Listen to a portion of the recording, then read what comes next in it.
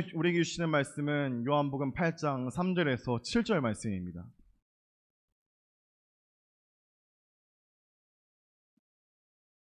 요한복음 8장 3절에서 7절 낭독하겠습니다.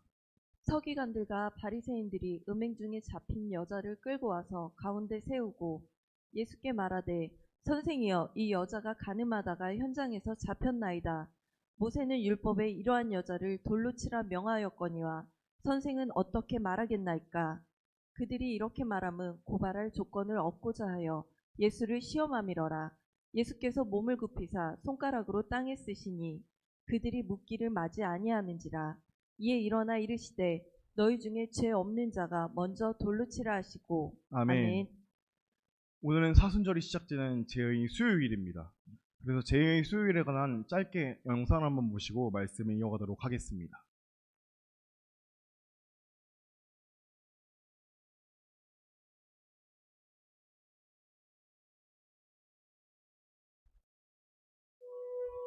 사순절은 교회력 가운데 예수님의 고난당하심과 죽으심, 그리고 부활 사건을 기념하는 절기입니다. 이 기간은 오늘부터 시작돼 부활절까지 주일을 제외한 40일 동안의 기간을 말합니다. 이 기간의 성도는 죄를 이마에 바르며 죄를 회개합니다. 스스로를 삼가고 회개하며 경건한 시간을 갖습니다. 그래서 우리의 죄를 위해 고난받으시고 죽으신 후 부활해 우리를 참 구원의 길로 인도하신 예수님의 은혜와 사랑을 다시 깨닫습니다. 참회, 고난, 절제를 택하고 교만, 탐욕, 분노를 버리며 채식, 절식, 금식을 벗하는 거룩한 사순절을 보내시길 기도합니다. 아멘. 여기까지 보도록 하겠습니다. 이 기독교의 절기 중에서 사순절은 예수님의 십자가 고난을 묵상하며 영광스러운 부활절을 준비하는 40일의 기간을 의미합니다. 사순절은 부활절 전날까지 6번의 주일을 제외한 40일의 기간을 말합니다. 오늘의 사순절은 오늘 22일부터 시작해서 4월 8일까지인데요. 여기서 40이라는 숫자가 가지는 의미에 대해서 한번 살펴볼 필요가 있습니다.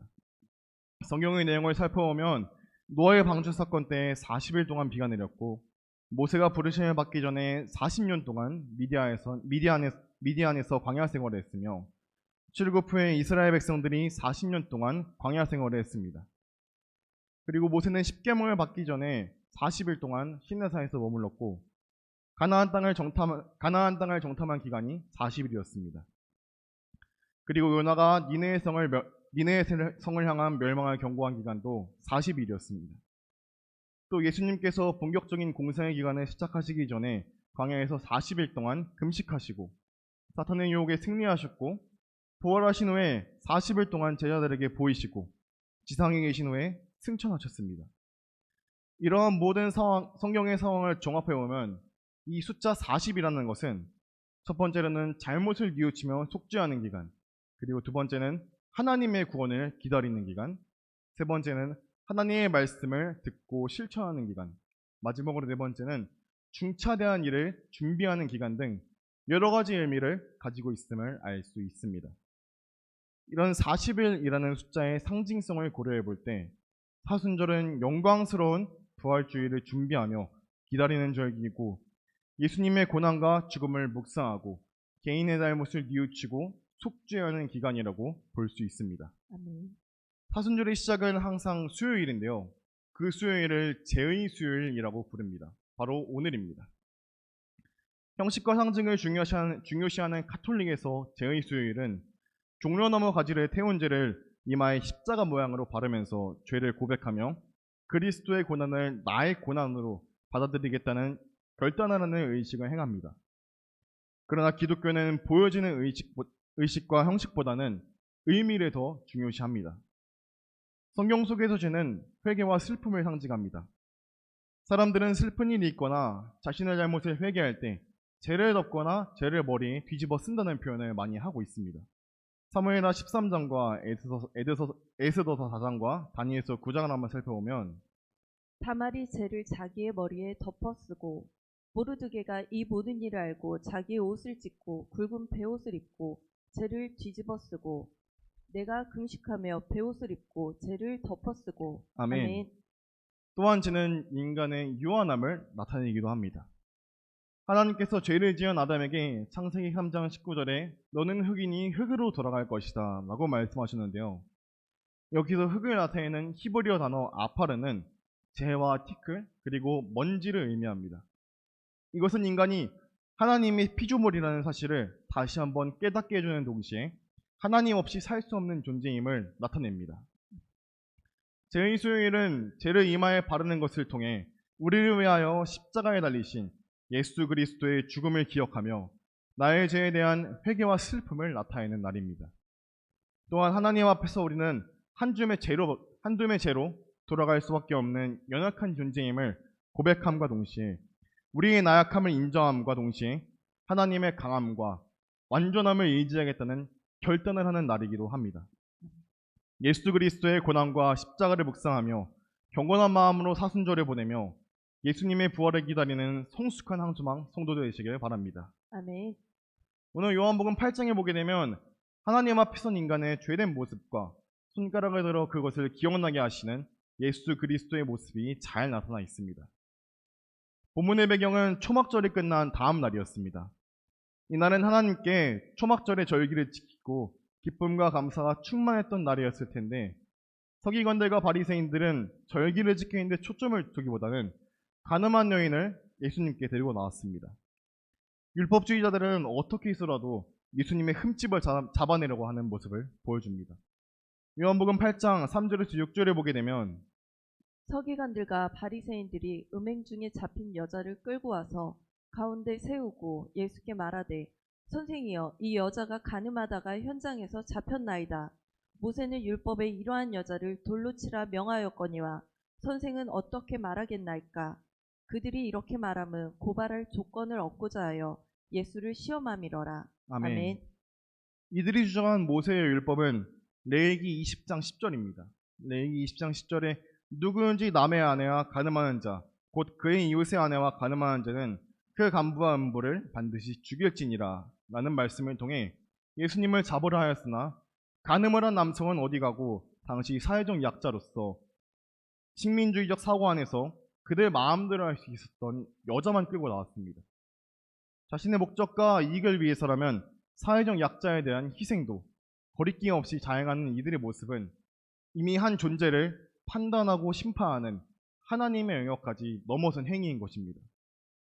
이들은 더 나아가 그 여인을 이용하여 예수를 시험합니다. 예수님께서 만약 그 여인을 돌로 치라고 한다면 사랑과 자비 그리고 용서라는 예수님의 가르침에 역행한다고 비난받게 될 뿐더러 로마 제국의 총독 허락 없이 집행되기 때문에 로마 제국의 법률 위반자로 고소당할 위험이 있습니다. 또 만약 치지 말라고 한다면 모세의 율법을 어겼다는 제목으로 사내들인 공의회에서 유죄 판결을 받게 됩니다. 이런 지금 진퇴양난의 상황에서 예수님은 몸을 굽혀서 손가락으로 땅에 무언가를 쓰시기 시작합니다. 손가락으로 땅에 무언가를 쓰실 때 그 상황을 살펴보면 요한복음 8장의 배경인 초막절은 나팔절로 시작되어 속죄일을 지나서 장막에서 지내는 추수감사절로 약 4개월간 지속된 건기가 끝나고 우기가 시작되기 직전에 축제였습니다. 바짝 메마른 땅이었고 그 땅에 손가락으로 무언가를 쓰기에는 적합하지 않았을 것입니다. 그러나 아랑곳하지 않고 몸을 굽혀 손가락으로 땅에 쓰고 계신 그 예수님의 모습은 하나님께서 손가락으로 먼지나는 흙 가운데서 아담을 빚어 만드시고 생기를 불어넣어 생명이 되게 하셨던 한 여인의 생명을 살리고자 딱딱하고 메마른 땅, 먼지나는 흙에 손가락으로 글씨를 쓰시는 존엄한 모습입니다. 이러한 예수님의 모습은 예레미야 17장을 연상시킵니다. 예레미야 17장 12절에서 13절에 보게 되면 영화로우신 보좌여 시작부터 높이 계시며 우리의 성소이시며 이스라엘의 소망이신 여호와여 무릇 주를 버리는 자는 다 수치를 당할 것이라. 물은 여호와를 떠나는 자는 흙의 기록이 되오리니 이는 생수의 근원이신 여호와를 버림이니이다. 아멘. 아멘. 예레미야 17장의 전체적인 내용은 이렇습니다. 유대인의 가증한 우상 숭배의 죄가 철필로 마음판에 그리고 다이아몬드 촉으로 성전 뿔에 새겨질 정도로 증거가 분명하고 또 심각한 죄라고 합니다. 선미라는 자존심과 자신의 의를 의지하고 타인을 정죄하는 율법주의 유대인들의 교만에 대해 하나님의 심판이 있을 것이라는 경고였습니다. 그러기에 주를 버린 자는 수치를 나하고 땅바닥에 쓴 이름처럼 지워져 버릴 것이라는 내용입니다. 가늠한 여인을 데리고 온 율법학자, 서기관들, 그리고 바리새인들은 그 여인보다 더 심한 온갖 죄를 저지르고 있으면서도 가증스럽게 자신의 율법적 의를 자랑했으며 예수를 시험하고자 그 여인을 끌고 와서 가운데 세웁니다. 그들의 모습을 너무 잘 알고 계신 예수는 손가락으로 땅에 글을 쓰시면서 흙에 기록된 것 같은 그들의 현실을 보여주고 있습니다. 그리고는 자리에서 일어나 그들에게 외치십니다.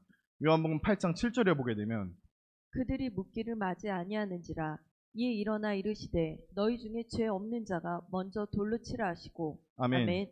너희 중에 죄 없는 자가 먼저 돌로 치라. 이 말씀을 통해 예수님께서는 유한한 인간의 모습에 시선을 돌려서 하나님 앞에 선 인간의 죄된 본 모습을 보게 하십니다. 이 선포 역시 예레미야 17장 9절에서 10절과 비슷합니다. 예레미야서 보게 되면 만물보다 거짓되고 심히 부패한 것은 마음이라 누가 능히 이를 알리오마는 나 여호와는 심장을 살피며 폐부를 시험하고 각각 그의 행위와 그의 행실대로 보응하나니. 아멘. 이 말씀은 하나님 앞에서는 죄 없는 이가 하나도 없다는 절대적인 하나님의 의와 죄된 인간의 모습을 돌아보게 합니다. 그리고 예수께서는 다시 몸을 굽혀 손가락으로 땅에 쓰시기 시작합니다. 예수님께서 무엇을 쓰셨는지는 알 수 없습니다. 그러나 그때 그들은 아마 깨달았을 것입니다. 자신들의 죄된 모습과 현실을 구약을 너무나 잘 아는 그들이었기에 흙에 기록될 자라는 사실을 다시 한번 돌아보기 시작합니다. 그리고는 요한복음 8장 9절에 보게 되면 그들이 이 말씀을 듣고 양심의 가책을 느껴 어른으로 시작하여 젊은이까지 하나씩 하나씩 나가고 오직 예수와 그 가운데 섰는 여자만 남았더라. 아멘. 아멘. 양심의 가책을 느껴서 모두 떠나게 됩니다. 자신이 하나님 앞에서 죄인이고 남을 비방하거나 정죄하거나 심판할 자격이 없는 유한한 인간의 실존을 깨닫게 됩니다. 흙이 기록된 인생, 연약한 인간의 모습을 적나라하게 보여주고 있습니다. 인간은 다름을 정할 수 있습니다. 나와 너가 다르고 남자와 여자가 다르고 백인과 흑인 그리고 황인이 다르고 어른과 아이가 다르듯이 다름을 인정하고 인지하고 받아들이면서 살아갑니다. 하지만 옳고 그름의 판단은 오직 하나님께서만 하실 수 있습니다. 아멘. 가부장적인 사회에서 여성의 존재는 틀린 것이 아닙니다. 백인 우월주의 속에서 흑인과 황인 그리고 여러 가지 인종은 틀린 것이 아닙니다. 누군가에 대한 옳고 그름의 문제는 하나님의 영역이기에 그 영역을 침범하면 안 되는 것입니다. 그때 우리는 가늠한 여인에게 돌을 들기 위해 모였던 이들과 같은 모습이 되는 것임을 기억하시기 소원합니다. 정죄의 돌과 판단의 돌, 그리고 옳고 그름의 돌을 모두 내려놓고 돌아간 상황에서 가늠한 여인과 단둘이 남은 예수께서는 죄의 수요일 손가락으로 이마에 십자가를 새기든 그 여인을 정죄하지 않는다고 말씀하시면서 가서 다시는 죄를 범하지 말라고 말씀하십니다. 사랑하는 성도 여러분, 아담의 범죄함으로 우리는 모두 죄를 가지고 태어납니다. 그래서 인간은 하나님의 진노의 대상이며 영원한 심판 아래 놓이게 되었습니다. 그러나 예수님께서 친히 나무에 달리사 우리를 향했던 저주를 감당하시고 하나님과 화평할 수 있게 십자가의 길을 열어주셨습니다. 아멘. 사순절에 시작하는 오늘 결국엔 한 주면 죄가 되어 먼지처럼 사라질 연약하고 부족한 우리들을 위해 고난의 십자가를 지고 우리와 하나님을 화해시키길 원하셨던 예수님의 큰 사랑과 헌신을 마음 깊이 새기면서 거룩한 사순절 이 40일 기간을 보내시기 바랍니다. 아멘. 나도 너를 정죄하지 아니하노니 가서 다시는 죄를 범하지 말라. 이 라는 예수님의 말씀처럼 우리도 날마다 죄를 멀리하며 순종과 믿음을 결단할 수 있기를 바랍니다. 아멘. 기도하겠습니다.